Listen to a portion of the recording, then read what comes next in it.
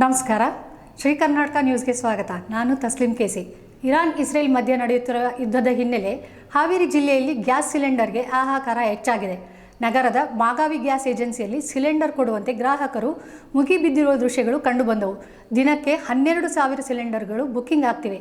ಈಗ ಸದ್ಯಕ್ಕೆ 1,000 ಸಿಲಿಂಡರ್ಗಳನ್ನು ಏಜೆನ್ಸಿಗಳು ಪೂರೈಕೆ ಮಾಡುತ್ತಿವೆ. ಈ ಕುರಿತು ರಿಪೋರ್ಟ್ ಇಲ್ಲಿದೆ ನೋಡಿ. ಕಳೆದ 20 ದಿನಗಳಿಂದ ಯುದ್ಧ ನಡೆಯುತ್ತಿರುವ ಹಿನ್ನೆಲೆಯಲ್ಲಿ ಪ್ರಮುಖವಾಗಿ ಗ್ಯಾಸ್ ಸಿಲಿಂಡರ್ ಅಭಾವ ಹೆಚ್ಚಾಗಿದೆ.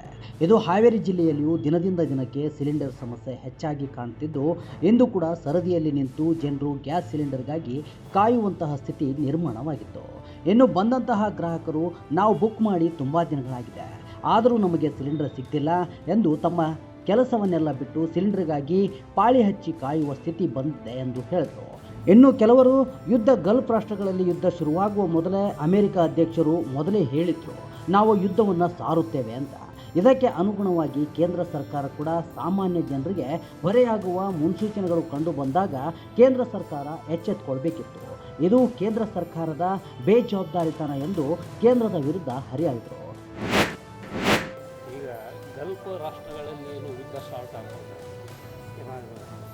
ಆ ಯುದ್ಧ ಸ್ಟಾರ್ಟ್ ಆಗೋದು ಕುಂತು ಟ್ರಂಪ್ ಅಮೇರಿಕದ ಅಧ್ಯಕ್ಷರು ಮೊದಲೇ ಅವರು ತಿಳಿಸಿದರು, ಇರಾನದ ಮೇಲೆ ನಾವು ಯುದ್ಧ ಸಾರ್ತೇವೆ ಮಾಡ್ತೇವೆ ಅಂತ.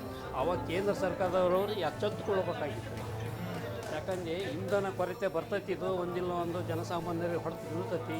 ಒಪ್ಪತ್ತಿನ ಊಟಕ್ಕೂ ಗತಿಲ್ಲ, ಅಡುಗೆ ಮಾಡ್ಕೊಳಕ್ಕೆ ಆಗಲ್ಲ, ಕಷ್ಟ ಐತಿ ಅಂದು ತಿಳ್ಕೊಂಡು ಅವ್ರು ಏನು ಮಾಡ್ಬೇಕಾಯಿತು, ಅಡ್ವಾನ್ಸ್ ಆಗಿ ಅವ್ರು ಪ್ರಿಪೇರ್ ಆಗ್ಬೇಕಾಯ್ತು ಕೇಂದ್ರ ಸರ್ಕಾರದವರು. ಅವ್ರು ಬೇಜವಾಬ್ದಾರಿತನ. ಆಮೇಲೆ ಮೇನು ಈ ಇಂಧನ ಏನೈತಲ್ಲ ಅತಿ ಅವಶ್ಯಕ, ಎಸೆನ್ಷಿಯಲ್ ಇದು ಮ್ಯಾಟ್ರ್. ಆದರೆ ಕೇಂದ್ರ ಸರ್ಕಾರದವರು ಇದನ್ನು ಅವ್ರೇನು ಮಾಡಬೇಕು, ಸ್ವದೇಶದಲ್ಲೇ ತಯಾರಾಗಂಥ ಒಂದು ಕೆಲಸ ಮಾಡಬೇಕು. ಹೊರದೇಶದವರಿಗೆ ಕೈ ಚಾಚಿ ನಿಲ್ಲ, ಬೇಡಿಕೆ ಬಿಡಬೇಕು. ಈಗಾಗಲೇ ದಿನಕ್ಕೆ 1,000 ಸಿಲಿಂಡರ್ಗಳನ್ನು ಪೂರೈಕೆ ಮಾಡುತ್ತಿರುವ ಗ್ಯಾಸ್ ಏಜೆನ್ಸಿಗಳು, ಆದರೆ ದಿನಕ್ಕೆ 12,000 ಬುಕ್ಕಿಂಗ್ ಆಗ್ತಿರುವ ಹಿನ್ನೆಲೆಯಲ್ಲಿ ಸಿಲಿಂಡರ್ಗಳನ್ನು ಸರಬರಾಜು ಮಾಡಲು ಕೂಡ ಒದ್ದಾಡುವಂತಹ ಪರಿಸ್ಥಿತಿ ಎದುರಾಗಿದೆ. ಒಟ್ಟಿನಲ್ಲಿ ಗ್ರಾಹಕರು ಮತ್ತು ಏಜೆನ್ಸಿ ಮಾಲೀಕರು, ಸಿಬ್ಬಂದಿಗಳು ಯುದ್ಧದ ಪರಿಣಾಮದಿಂದ ಸಂಕಷ್ಟವನ್ನು ಅನುಭವಿಸುವಂತಾಗಿದೆ. ಶ್ರೀ ಕರ್ನಾಟಕ ಹಾವೇರಿ.